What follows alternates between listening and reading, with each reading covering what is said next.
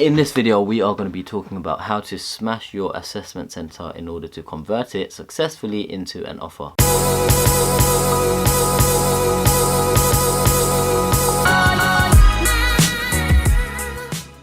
What is going on YouTube? Welcome back to the channel. For those of you that are new here, my name is Afsal Hussain. You can find out a bit more about me through the social media links below, or you can check out my website, which is www.afsalhussain.com.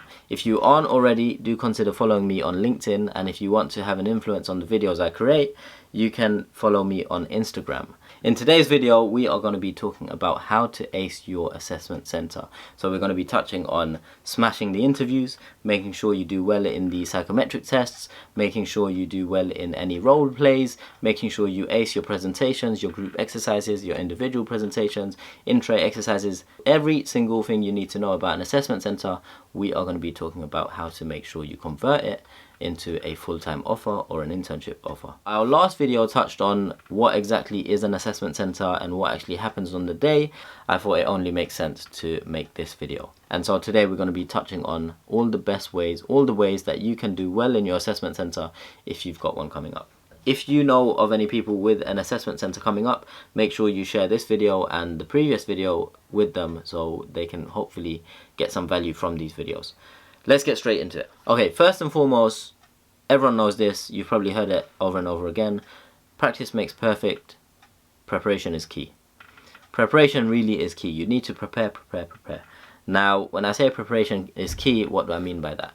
So there is a slight chance that you will be asked to redo the tests in your assessment center, and if you do get asked to redo the psychometric test that you did online, it's always good to prepare. So a few good resources to use to practice your tests would be shl.com. so SHL are the providers. I'll link it, you can see I'll link it here. SHL are the providers of psychometric tests to various investment banks and companies, and so are Canexa.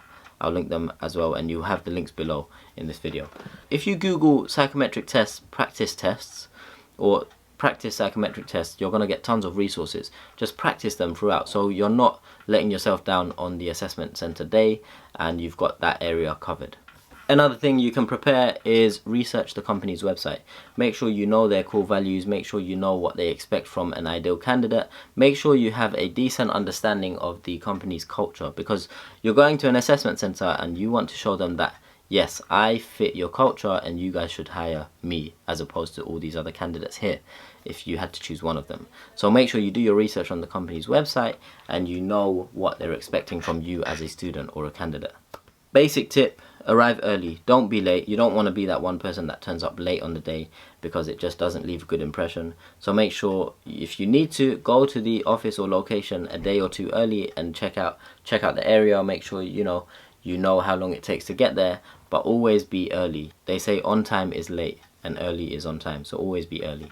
Okay, so in-tray exercises. If you're given an in-tray exercise which is basically you go on a computer and you're managing an inbox, you get different tasks coming in and you need to decide which ones to do and which ones to put lower down the priority list because you don't have enough time to do. It's a replication of what you can expect to do in the world of work. If you get given, and it's called an in-tray exercise, if you get given one of these exercises, the main thing to be aware of is your methodology and your prioritization skills. What is your reasoning for prioritizing things as you do, and why are you doing it like that?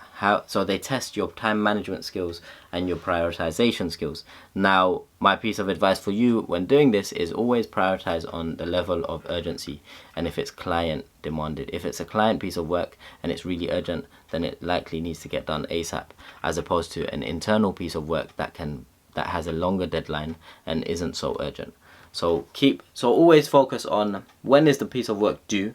How important is it? So if you've got a task that comes in and it's for a client and it's high priority, they need it urgently, and it can potentially lead to some business for the company, that's going to be higher up in your priority list, as opposed to a piece of work that comes from one of your colleagues and the deadline is in 2 weeks and the work isn't really needed to be done right now. So in-tray exercises, it's all about your methodology for your prioritization and how you manage your time. Best way to do it is keep in mind how urgent the piece of work that comes in is. whether it's for an internal member of the organization or if it's client related, and if there's a commercial aspect. Is it going to help you win business? Is it going to, do the firm good, or is it just some small project that isn't relevant in the grand scheme of things?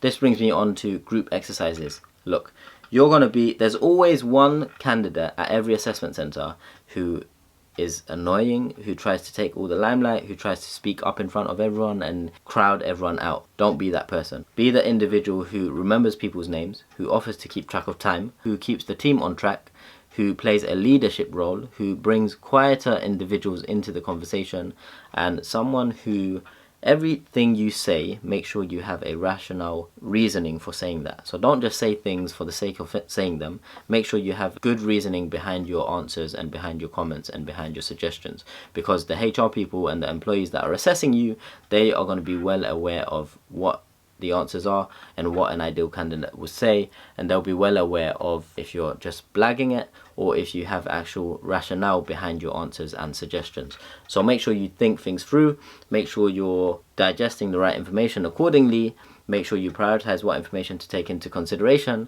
and you're giving value add comments and suggestions. Always remember, group exercises are there to see how you operate as part of a team. Do you get on with people, or do you tend to annoy people?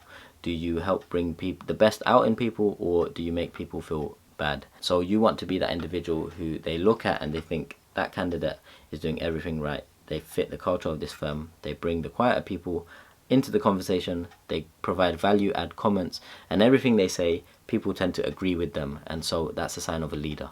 That brings me on to individual exercises. If you're given a case study or a project that you need to look through on your own, always be aware of how much time you have, because the clock just goes by so fast. Make sure you split that time into how much time you're going to spend reading the case study, and then how much time you're going to be taking notes and learning the key points that will provide the solution to the problem that they've given you. And then you need to practice and prepare for your presentation that you'll be asked to do later on. You need to really understand the question that they've given you, or the dilemma that the client is facing, in order to address it accordingly. Once you do that, this brings me on to the next point, which is your presentation. Make sure, it's fine to be nervous, and public speaking is very hard for all of us, but make sure you understand the question, address it, and then give your solution in an easy to understand fashion. Most importantly, once you give your solution, you need to be able to back it up. Why have you decided to give them these options, and why do you think these are the best options for the client? Make sure you back it up. So anything you present, make sure you back it up, and that will make you seem more assertive, seem more certain, and seem more confident in your answers. They are likely going to have a few questions for you.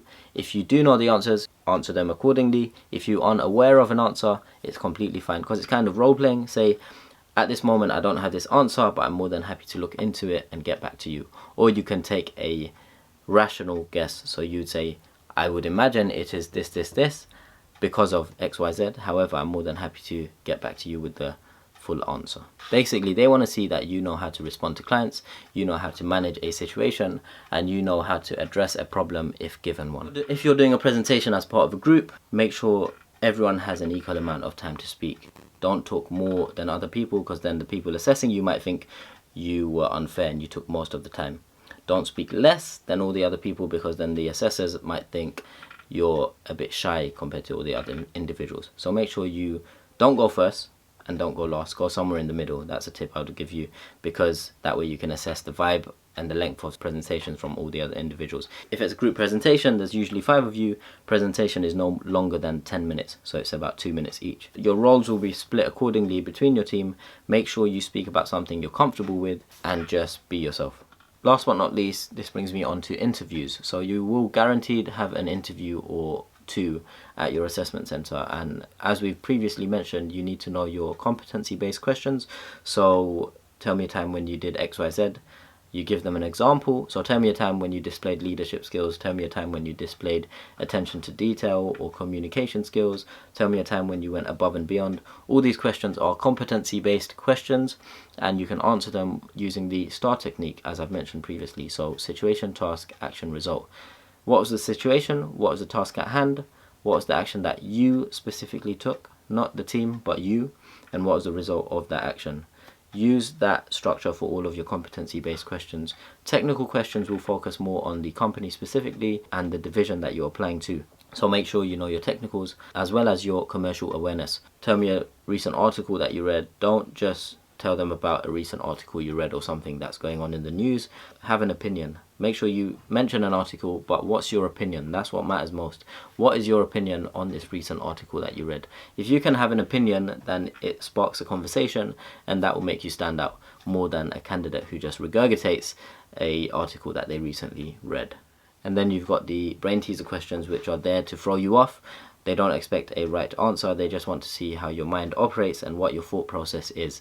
So if they ask you, how many eggs can I fit in the Eiffel Tower? How many Ferraris can I fit inside this building that we're sitting in? How many ping pong balls can I fit into this interview room?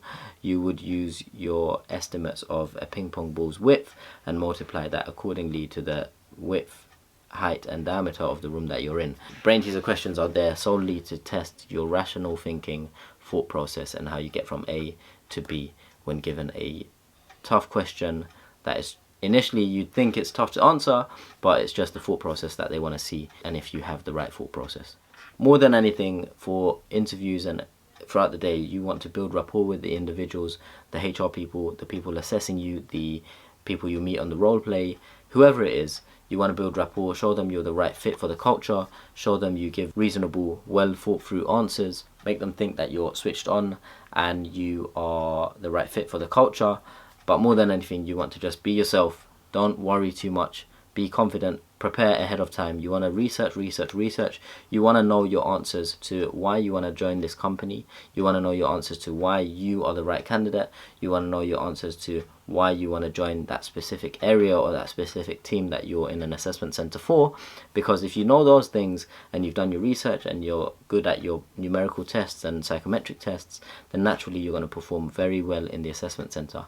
One top tip I would say in the group exercise, don't just listen to people and add comments, build on their comments. So when someone suggests an idea or mentions something, back it up, add to that comment, because it makes you seem like you're more collaborative and you're more of a team player and you help others rather than being a solo individual who's just focused on themselves rather than the broader team. So yeah, be yourself, relax. Mistakes are going to happen, but don't dwell on the mistakes too much. Focus on you. Don't worry about the other individuals, or if you think they go to a better university or they're smarter than you. That none of that matters. At the assessment center, you're all on a level playing field and you just need to perform well throughout the day.